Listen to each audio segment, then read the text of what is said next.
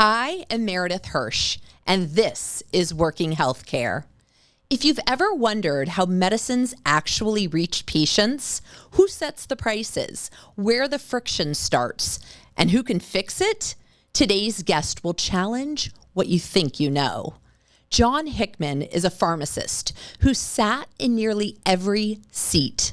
He spent 16 years in large community pharmacy at Walgreens, then moved into executive leadership because he's the first one to raise his hand and say yes. He now serves as the chair on the Florida Board of Pharmacy, one of 9 regulators setting the guardrails that keep patients safe and practice standards clear. About that discipline, Jon played college football and later coached high school ball while working. The habits carry: huddles, clear roles, making the next right play. That's what good care coordination looks like. And there's data behind it. Former college athletes are more likely to be engaged at work. And among women leaders, 94% played sports, with more than half competing in college. This is not nostalgia. It's a signal that teamwork builds leaders who execute. Today, Jon will bring that on-the-field focus to his many roles, including dad of 3 and husband to Sarah Hickman, Vice President of Political Affairs at the Florida Medical Association. And a quick shout out to Sarah, who listens, because she introduced us. About a decade ago, Jon transitioned. I'm going to break it and he's going to fix it. So here we go. About a decade ago, Jon transitioned into Big Pharma. First, AstraZeneca, now Genentech. And he's proud of their work. You'll hear why he believes the industry can be a force for access, including his view that Genentech does more to support uninsured and underinsured patients than any other Big Pharma company. We'll dig into 340B drug pricing, what it was designed to do, what's working, and where reform could better serve safety net providers. We'll talk about pharmacy benefit managers and why, despite all the agendas and hearings, the bad actors in the middle keep escaping real change. Are drug makers really the villains, or do the middle layers shape access, affordability, and outcomes? Clear, candid, and rooted in real-world execution. That's Jon's lane. By the end of this conversation, you'll have a sharper lens on who does what in drug access, why the system feels so confusing, and where smart partnership can open doors for patients. Jon Hickman, welcome to Working Healthcare.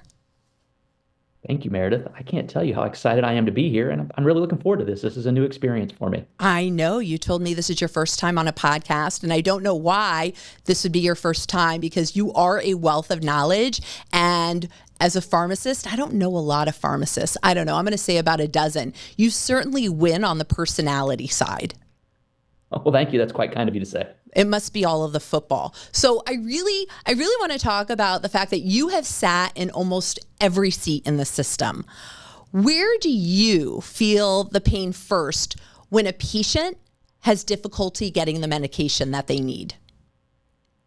Wow, what a great question.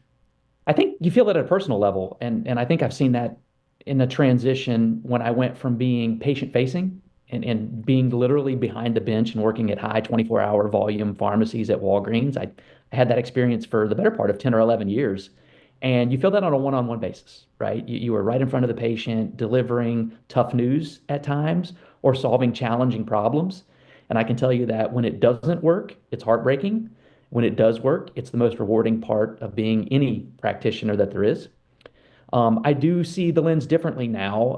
As an executive director at Genentech, I have more of a top-down approach, right? And I work to kind of affect systematic change, right? How are we working across the entire state or across the entire country to affect access and make things more palatable for patients? So I've seen it at both ends. And you bridge this gap, really, because you're at Big Pharma, Genentech, and you're also the chair at the Florida Board of Pharmacy. One, How are you able to do both and give of the needs that Genentech requires and also give to those that you support at the Florida Board of Pharmacy? Caffeine, lots of caffeine, Meredith. No, it's an interesting question. So the board of pharmacy role is a volunteer position, believe it or not. In fact, all healthcare boards are. So everyone that's on the board has a day job, and they do have to juggle the day job with the demands of the board. We do have an executive director and staff that are full-time Department of Health employees that do a lot of the lifting behind the scenes to get materials, meetings, logistics, things of that nature arranged for the 9 decision makers that are on the board. So without them, it wouldn't be possible. It is a labor of love. There is some significant work that has to go into that and some time sacrifices, but the profession of pharmacy has been amazing to me and my family. And this is a way for me to kind of give back not only to patients across the state that kind of look to the board to put guardrails up and make sure that they have access to great care, but also to the profession that's been so good to me. So this is a way for me to give back to the profession. How do you avoid conflict? So you work for Big Pharma and you also are there to protect patients and providers as the chair at the Florida Board of Pharmacy. So when have you experienced a conflicting issue, and then how do you overcome that conflict? Yeah, that's a really nuanced and great question. So every member of the board at times faces conflict. And so we actually have 2 full-time lawyers that work for the Department of Health that are at every meeting that help kind of see, navigate, keep us apprised of where issues might pop up that overlap with what we do at our day jobs.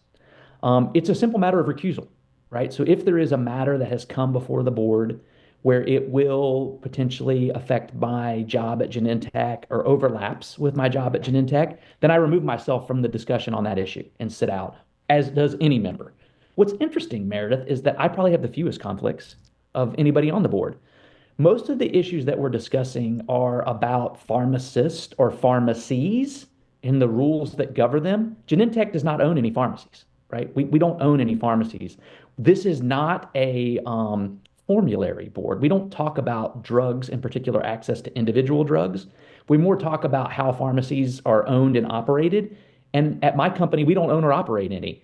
When you think of other members of the board that work for CVS or Publix or Walgreens, they do operate hundreds of pharmacies throughout the state. So there are constant issues that are coming up that do overlap with them, or those that work at hospital pharmacies, right? There are issues that pop up that affect large hospital pharmacies in the state. So oftentimes they have to recuse themselves quite often. I find myself with probably the fewest conflicts of interest of anyone on the board. So what is the role of the Florida Board of Pharmacy, and what would be an example of a topic that comes across to the board and you're like, okay, this is something we actually have to deal with and no other organization can work on this? Yeah.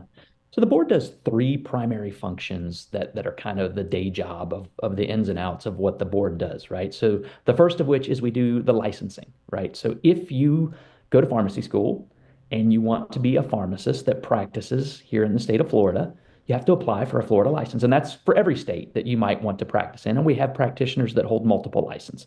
So we look at the application for pharmacists, for people that want to open a pharmacy, like literally the physical building, and for technicians, right? So all 3 of those entities have to apply for a license. And we look at their qualifications, we looked at their past history, we see if there's ever been any discipline, and we grant those licenses. So that's number 1, what we do. The second piece that the Board of Pharmacy does is we write the rules for how practitioners have to practice the craft of pharmacy in this state. So we address new rules that might come down from a statutory requirement, right? If a new law is passed that affects the profession of pharmacy, we have to write rules to support that. We have to constantly kind of update and change rules that are already in existence. So that's the second large bucket of work that the Board of Pharmacy does. And then the third bucket is if we give you a license and we set rules, if you don't follow the rules, we have to discipline your license, right? And that discipline is the license or the licensee, right? So those are kind of the 3 things that we do. We give licenses, We write the rules, and then we impose discipline on those that have potentially stepped outside of the rules. Kind of the three large buckets that the board does. And what would be a reason why you would revoke somebody's license who is a pharmacist? Yeah, revocation for any discipline is kind of the most egregious and last thing that we would reach for. However, there are things that are incredibly egregious that kind of almost always warrant discipline. The number one is if you are diverting medications that cause patient harm, right? So if you are stepping outside of the bounds and selling or delivering or giving drugs to someone outside of the profession that cause harm, then that's pretty much a no-fly zone, and we're going to take your license. The second one that pops up quite often is healthcare fraud, right? If you are purposely engaging in healthcare fraud, it's almost impossible for us to allow you to keep your license. And in fact, you will usually be banned from being a Medicaid or Medicare provider, which will then preclude you from having a license in Florida. So even if we didn't take your license, when the renewal came around, your license would go to null and void. So those are kind of the two major ones, but there's other things that pop up, and there can be aggravators or mitigating factors that would lead us to revoking a license as well. And Florida has a pretty extensive and detailed pain bill law, and it was implemented, I don't know, you would know better than I would, 10 years ago, maybe? Yeah, yeah, really, we've seen kind of changes in the controlled substance prescribing and dispensing rules really over the last 15 years. And there's been some that have made it more challenging to prescribe or narrowed the focus of where those prescriptions might go. And then there's been others that have tried to open access back up as the pendulum has swung, and we realized that maybe some of those rules made it difficult for legitimate patients to receive product. And there's been other rules that have been implemented to kind of mitigate some of those. So we've seen both over the last 10 or 15 years. And let's talk about that, because what I don't know if people are aware, but when doctors write a controlled substance, you actually have to go through and put in detailed information. What is it, the DMPM? What does the acronym stand for? It's a database. The controlled substance prescribing database. Yeah. And the doctors have to go in and actually enter.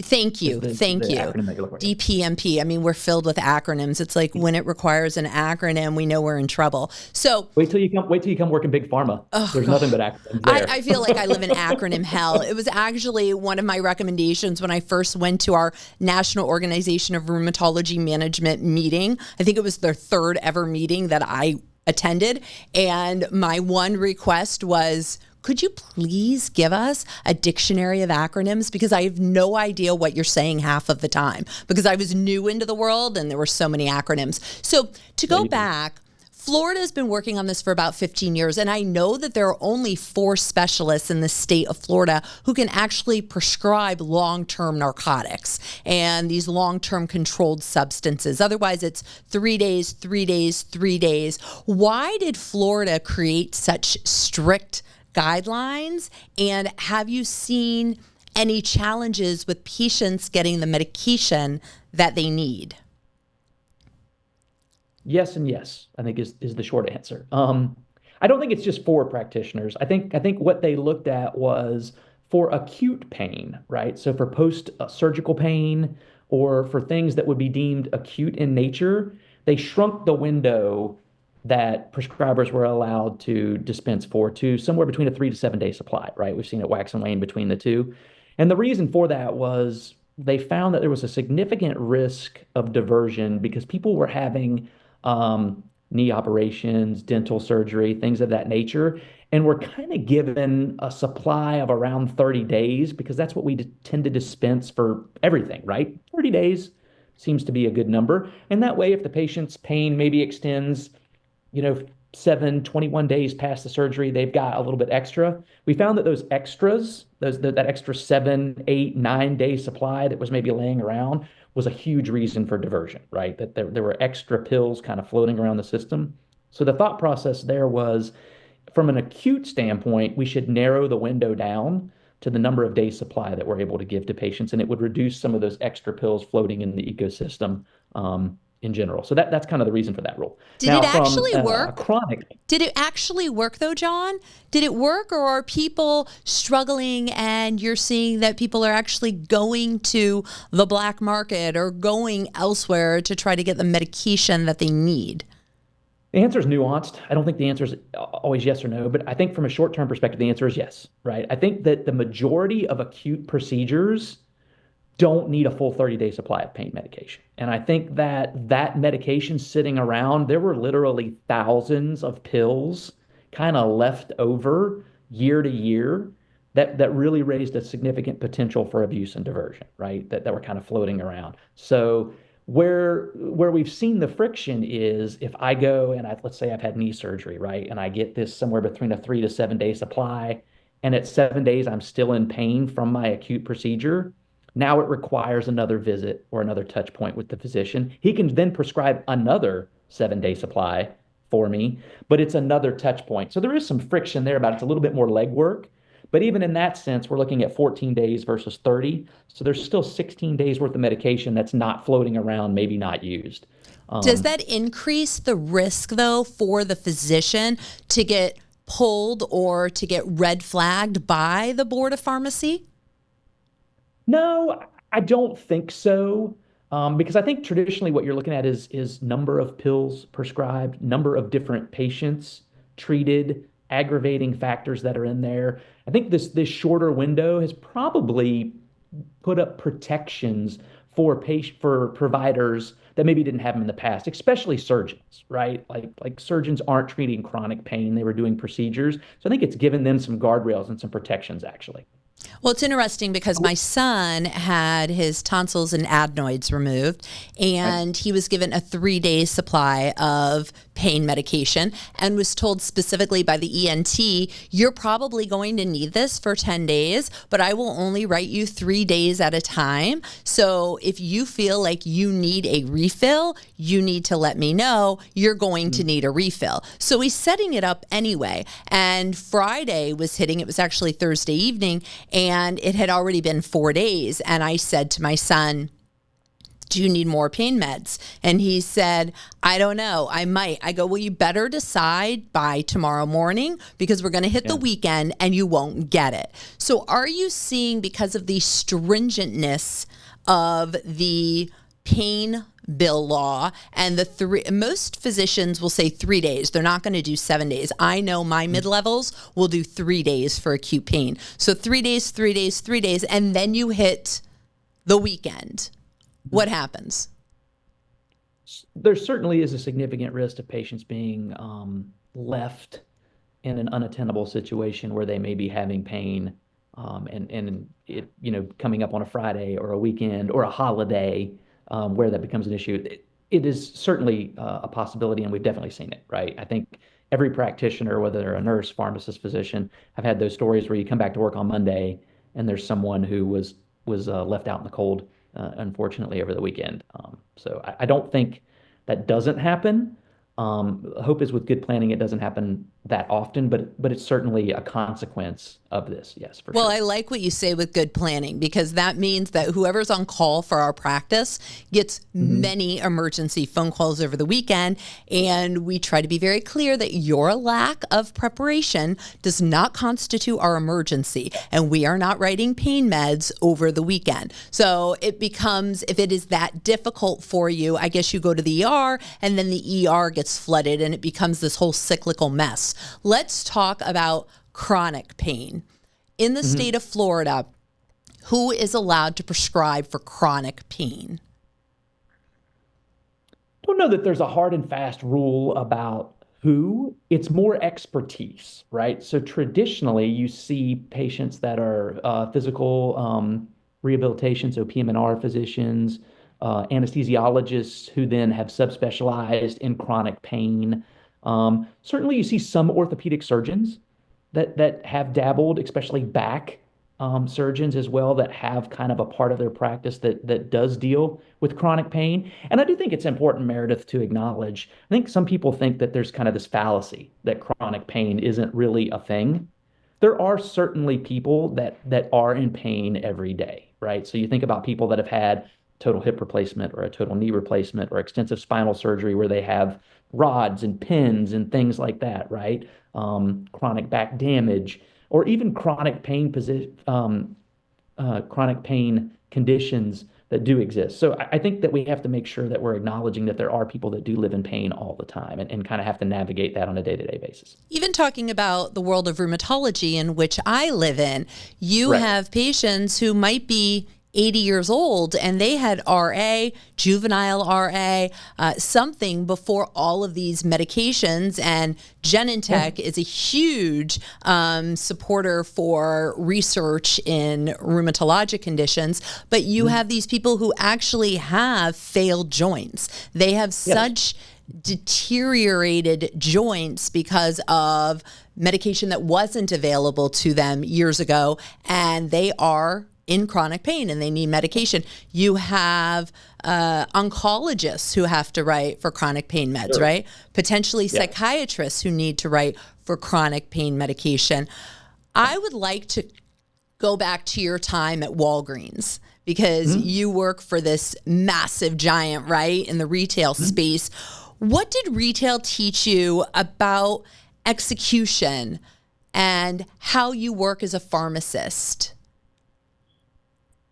In terms of pain management or in terms of In execution terms of overall as a everything pharmacist? as a pharmacist, Jon, I'd love to talk about you really started your roots at Walgreens Yes. and then you moved into management roles and now you're the chair of the Florida Board of Pharmacy. How do you think it formulated your thought process and your views working at such a large retail organization like Walgreens? Yeah, it's a really good question. It's interesting because when I look over my time as being a pharmacist, I graduated in 1999. And at that point, I think Walgreens was at roughly 3,000 or 3,500 stores. And we saw an incredible explosion in the first 5 or 6 years that I was a pharmacist, where they almost doubled the number of stores that were in operation. They went from like 3,500 to almost 7,000 or 8,000 stores in a 5 or 6 year period. So there was this incredible growth Mm-hmm. of the profession of the stores, and that was just one chain, right? Other chains and other things were undergoing the same growth pattern. I also think about the growth of the profession and the reliance on technology, right? Like when I graduated, smartphones weren't in existence yet. The internet was very in its very infancy. So we couldn't get prescriptions via the internet. We still had to take calls and take handwritten prescriptions. We didn't have scanning technology, right? We were literally looking at pieces of paper to check.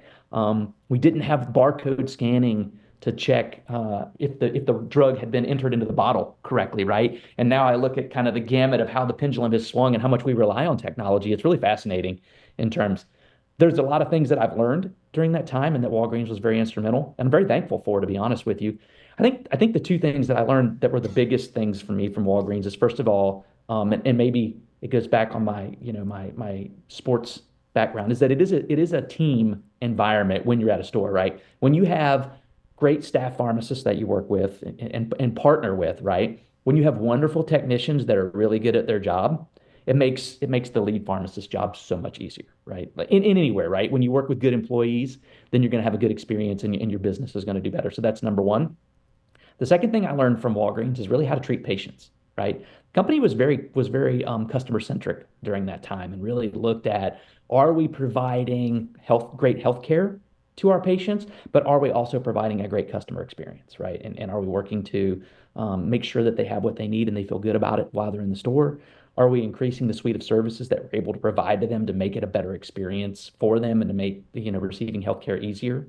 And then I think I was also very fortuitous that when I graduated, there was also this explosion of the profession, right? So pharmacist went when I graduated to really just delivering medicines to also being involved in things like vaccine care, right? Like when I graduated, we didn't give vaccines in the pharmacy, and that was a very new experience for us to kind of expand the services that we were able to provide to patients. We didn't do health testing, right? So we didn't provide glucose or A1C or cholesterol testing in the pharmacy. And we started to do those things.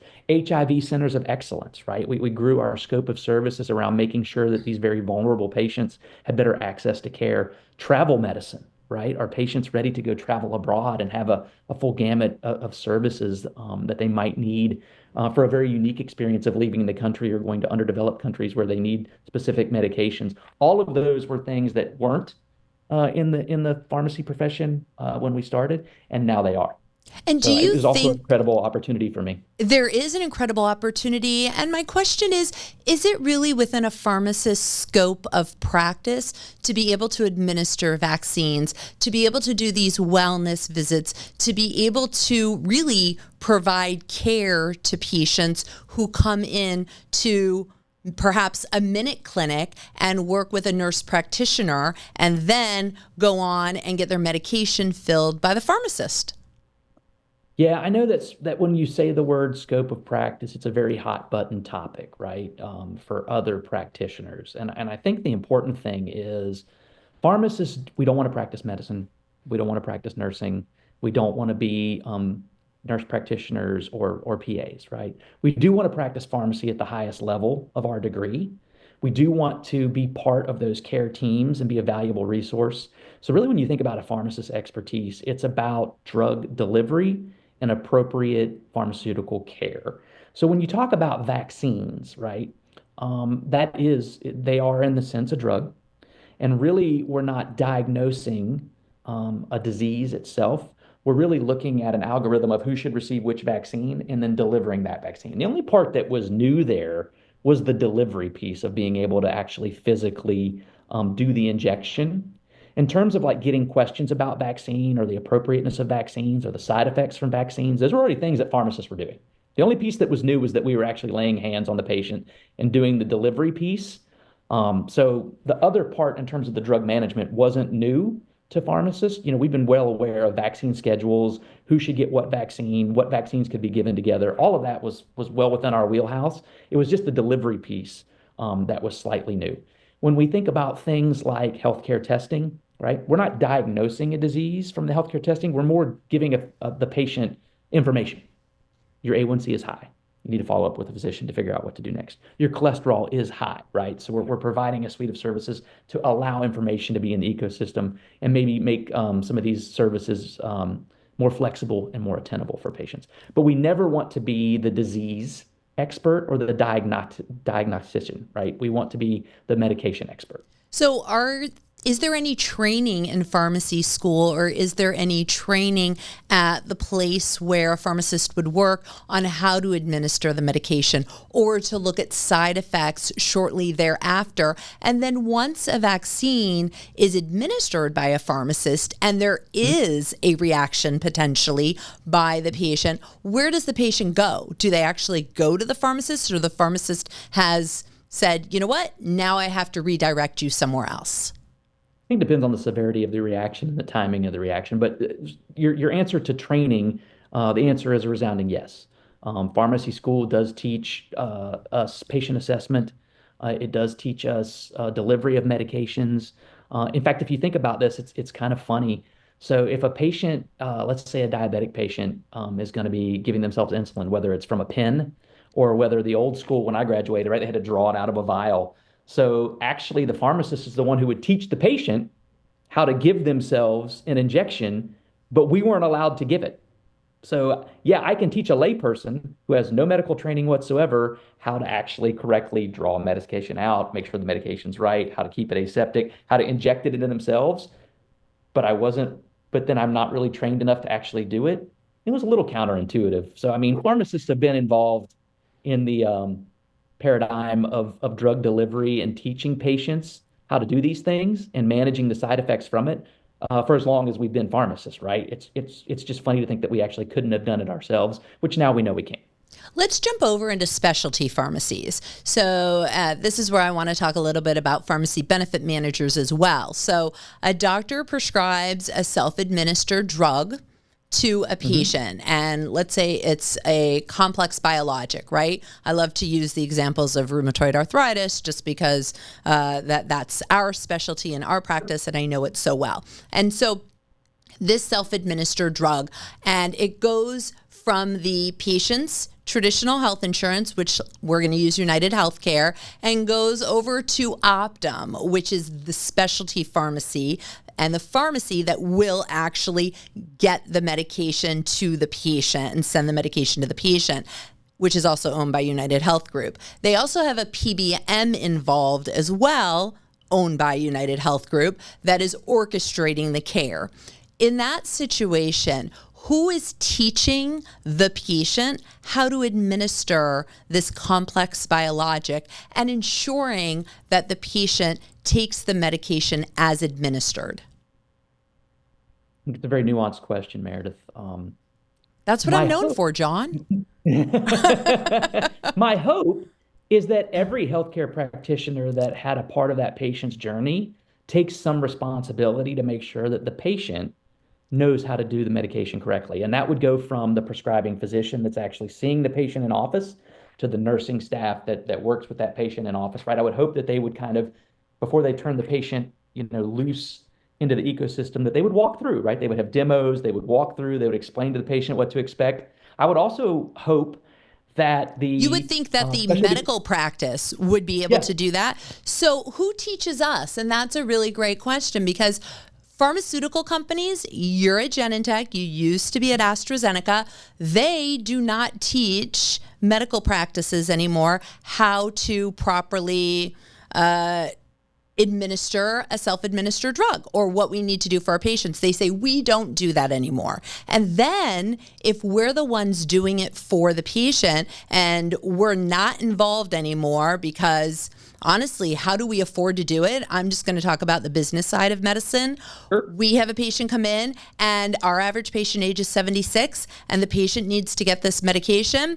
I'm supposed to have one of my nursing staff, who, by the way, wasn't trained by the pharmaceutical company, trying to show the patient how to use this medication that doesn't exist right now because the medication is getting shipped to the patient's home.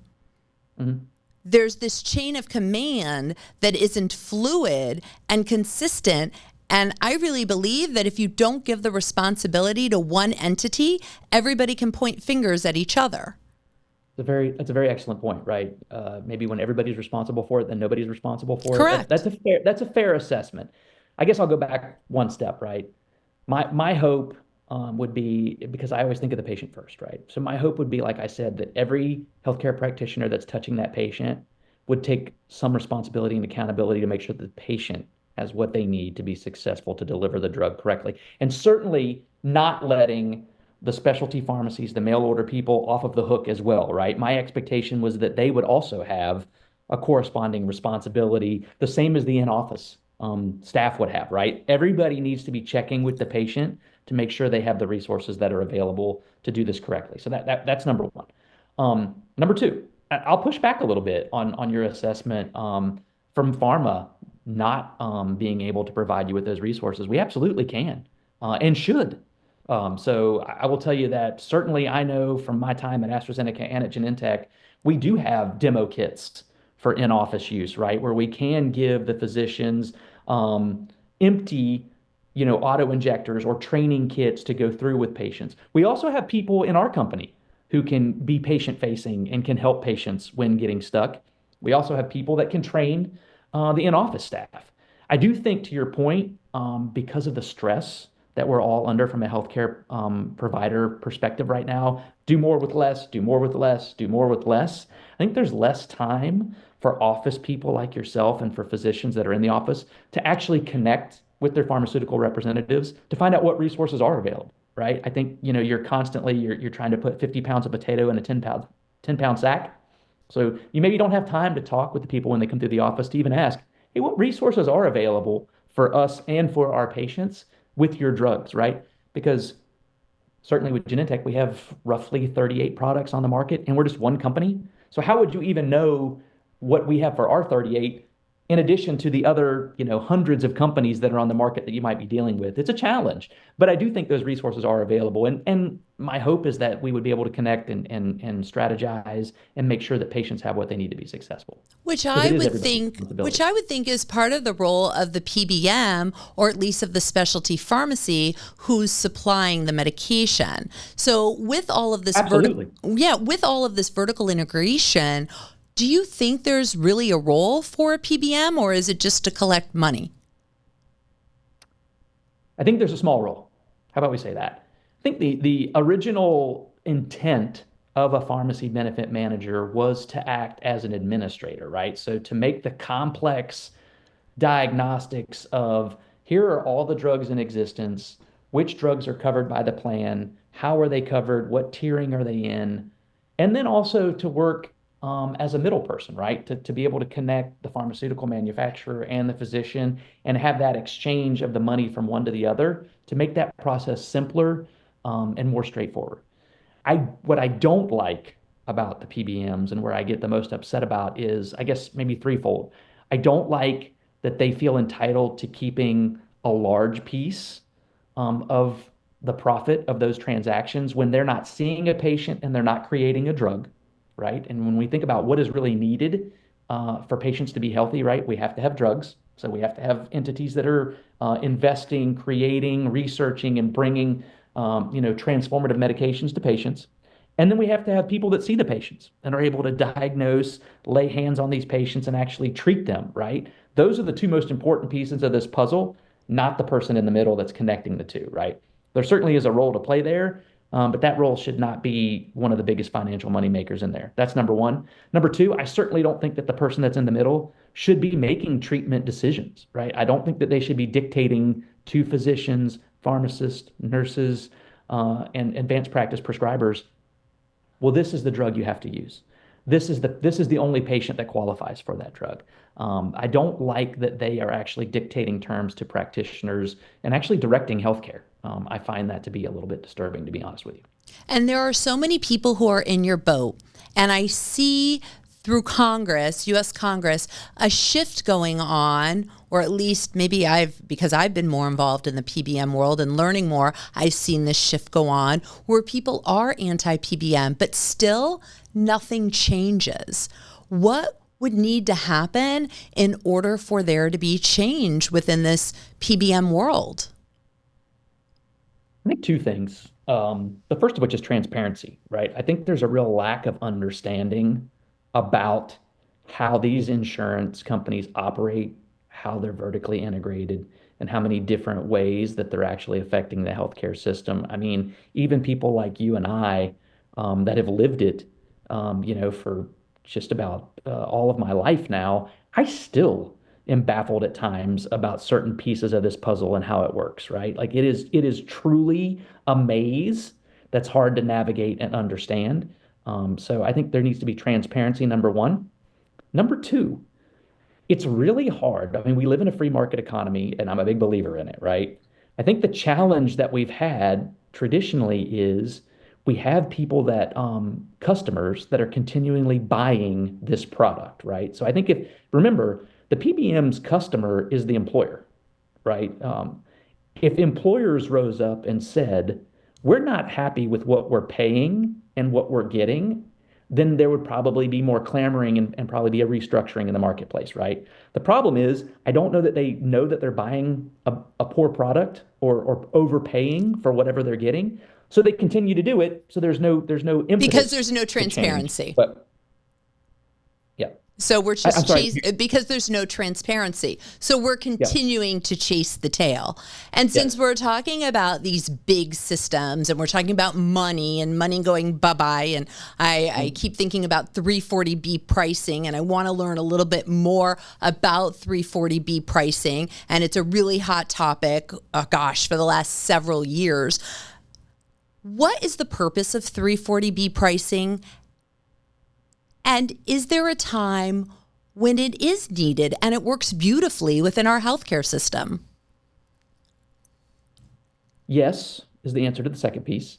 And what is it, right? So 340B was created in 1992 to provide drug discounts to hospital systems that are in charge of a high volume of patients that are either don't have insurance or are underinsured. And the reason that it was created was because it is unattainable for a hospital that, let's say, 20, 30, 40% of their patients don't have insurance. Either one of two things are going to happen, right? Either they're going to have to turn those patients away because they're losing money on them, or the hospital's going to go out of business. Neither one of those scenarios from a healthcare policy perspective in the United States is what we want. right? So that was the reason for the creation of the program. And the program really stated kind of one simple thing. If you participate in Medicaid, then you have to offer a similar discount to hospital systems that meet this criteria where they're treating a disproportionate number of underinsured or uninsured patients. And what are critics saying? Why do critics dislike 340B pricing? I think it depends on who you ask. I think some people like it very much, and I think some people don't like it as much. Well, if you ask Um, one of our lobbyists, Kevin Daly, when I interviewed him, and one of his wishes, actually his entire wish at the end, if he could create change within our American healthcare system, it would be to get rid of 340B pricing. Why are there critics of 340B pricing? so certainly, working for a pharmaceutical manufacturing company, we have a very strong stance on 340B, and I think it's twofold. I think the first of which is we support 340B for its intended purpose, and that intended purpose is to make hospital systems whole that are treating underinsured or patients without insurance at all, right? We understand that those patients have to be treated. And I think you started at the beginning of the podcast and said that Genentech, I believe, is one of the most generous, if not the most generous, pharmaceutical company in the country in terms of giving free drug, giving discounted drug, providing 340B discounts. We want those hospitals to be able to provide product to those patients.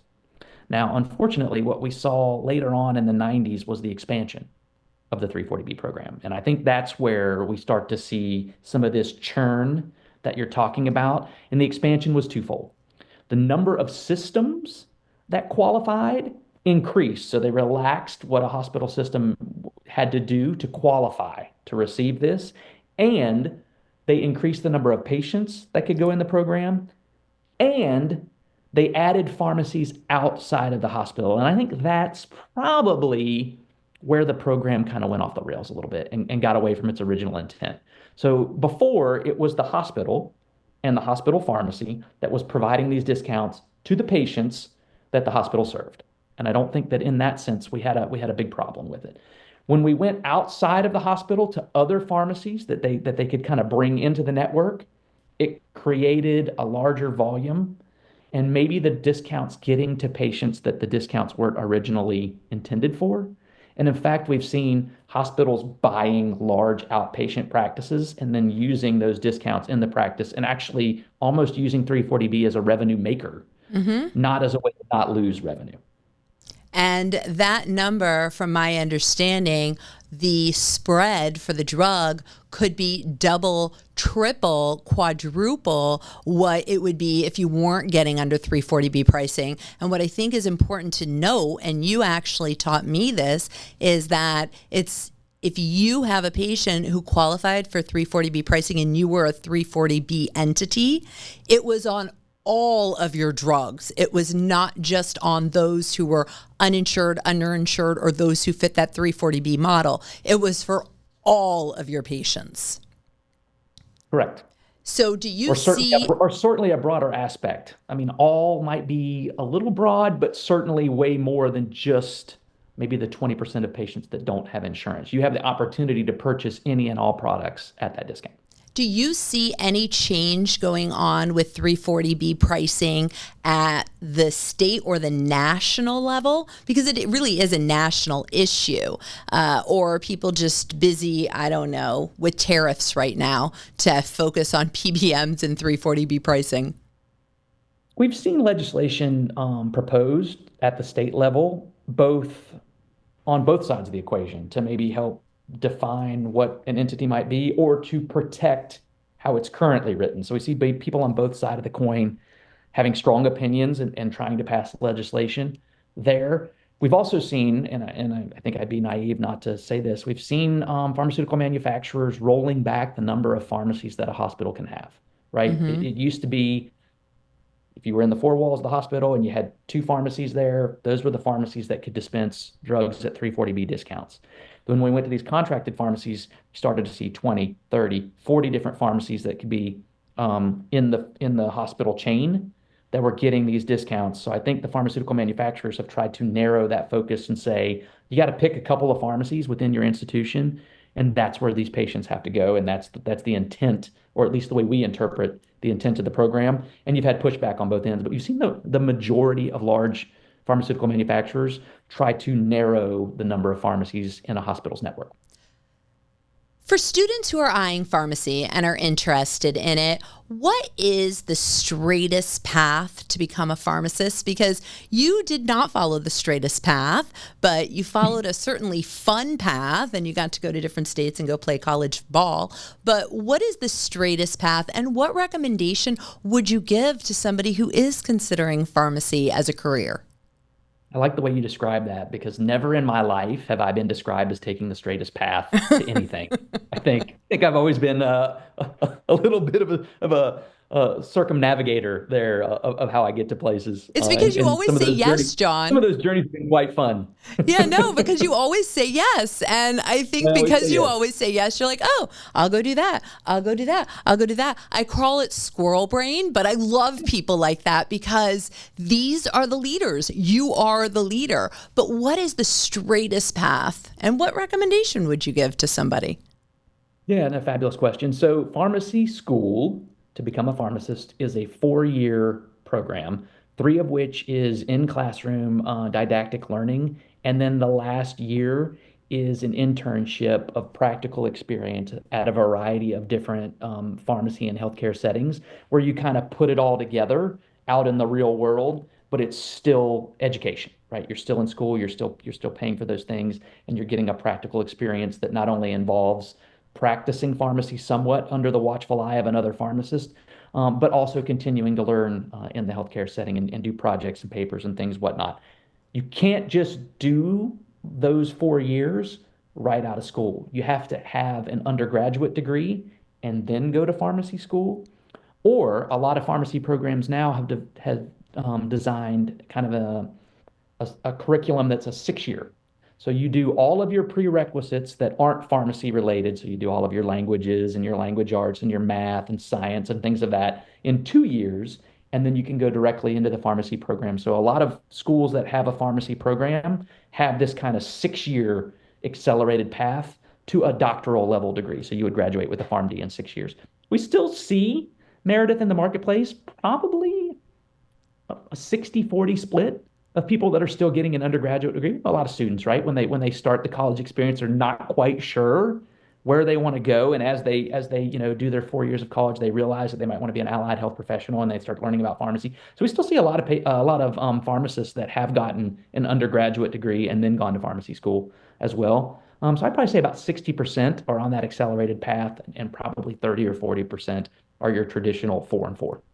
Well, I could talk to you about a lot about your personal life. I adore Sarah. I sat next to her at the Florida Medical Association conference. I'm trying to convince her to go to this wedding that we were both invited to in December. I won't shout out the name now, but I already invited you and her to stay with us. That would be great fun. Even though you're a Knowles fan, which challenges me a little bit. I'm just teasing. But share that story, because you played college football, not in Florida. You came back to Tallahassee for school, but not FSU. And your father actually was a football coach. Yeah. So I tell people the reason we ended up in Tallahassee and why I'm such a big Florida State fan, even though I never went to Florida State. All of my siblings did. So my dad was a student assistant under Bobby Bowden when he was at West Virginia before he ever came to Florida State. West Virginia was his previous stop. All of my family is from West Virginia, and I was actually born in Morgantown, and my siblings were born in West Virginia. My dad was a high school football coach in West Virginia for probably his first 5 or 6 years out of college. I guess maybe 7 or 8 years out of college. I'm doing the math in my head about how old I was. And then Bobby Bowden came to Florida State, and he was my dad's idol, hero. And so we packed up the car and moved to Tallahassee because my dad said, I want to be wherever my idol is. And funny enough, Florida State has a high school. It was on campus forever. It's actually where the med school is now. It was the second oldest high school in Tallahassee, and my dad was the football coach at that high school for a number of years. The field is actually named after my dad now, and my little brother is now the head football coach at that high school as well. So it's been a Hickman head coach at Florida State University School for probably some 30 years now, where there's been someone in my family that's been directing that school. And what has team sports helped you learn or cultivate to give you the leadership skills and acumen that you have and possess? Thank you. I think I owe so much to that. I think there's two things that it's taught me. The first of which is grit and how to deal with adversity, right? I think I actually played two sports in college. So I played a little football and I actually ran track as well. And so the time management, having to battle through that, facing adversity, doing all of those things, kind of pushing yourself maybe harder than you thought that you were able to, or having someone push you, it kind of taught you that you can do hard things, right? And so when tough things come up in my career now, I don't feel intimidated. In fact, I actually yearn for a more challenging experience because I feel like that I'll come out on the other side of it better than some of my peers or some of my competition might. The second thing is being part of a team, right? I always think you're better as part of a team than you are individually. I love the idea of taking different pieces and putting them together and actually ending up with something that's a greater sum than the individual parts. And I do find, and I even think about from medicine, right? When you think about the team approach, when you have a physician and a nurse practitioner and a pharmacist, and you're able to actually put those together and put the patient in the middle, I think we end up with a better patient experience and better outcomes for the patient when we do that right. And I think that that's a lesson that maybe all of us could learn from team sports. So this is a perfect segue to ask my final question. Jon Hickman, if you could create one change within the American healthcare system, what would it be? I would reduce the reliance on the insurance company, particularly on the PBMs. I think that they keep way too much of the profit that should be going either to the company that's creating the intellectual property and the drugs and then reinvesting that into the future of medicine, or to the practitioner, right? I think that physicians are being stretched incredibly thin. We see pharmacies closing. We see individual practitioners going away. I think a lot of that is because the middleman is keeping a disproportionate piece. And I think that they have way too much influence on how healthcare is practiced in this country. A lot of times we're talking about people that don't have a healthcare background that are telling physicians, nurse practitioners, and PAs how they have to treat patients, or telling pharmaceutical companies that they're not going to cover our products and that our products aren't worthwhile. And I don't think that's a state that's good for patients across the country. So yeah, I would reduce our reliance on them and reduce their influence significantly. Well, Jon, I concur. And I very much thank you for sharing your insight, for everything that you do for healthcare, not just at the state, but at the national level. Your children, your three children, have two amazing role models to look up to. So I want to thank you for being on Working Healthcare. Well, thank you so much for your kind words. And I can tell you that this was an unbelievable experience, and I would love to sit down and do it again with you. I can't wait. So next time in South Florida. Absolutely. At that wedding. To everyone listening, the full video of this episode is now on YouTube. Search Working Healthcare and hit subscribe so you don't miss future interviews, short clips, and behind-the-scenes moments. Got a question, an episode idea, or someone you think we should feature? Drop me a line at meredithhirsh.com. If this conversation hit home or made you think a little differently, don't keep it to yourself. Share the episode, tag a friend, or post it on social media. You can follow Working Healthcare on Instagram, Facebook, or YouTube, and connect with me on LinkedIn. That's where we keep the conversation going in between episodes. The more voices we bring into this space, the more momentum we build, because change doesn't start with a policy. It starts with a real conversation like this. New episodes drop every Tuesday. Subscribe and don't miss what's next, because you can't fix U.S. healthcare until you understand how it works. Tune in weekly with me as we explore the inner workings of healthcare.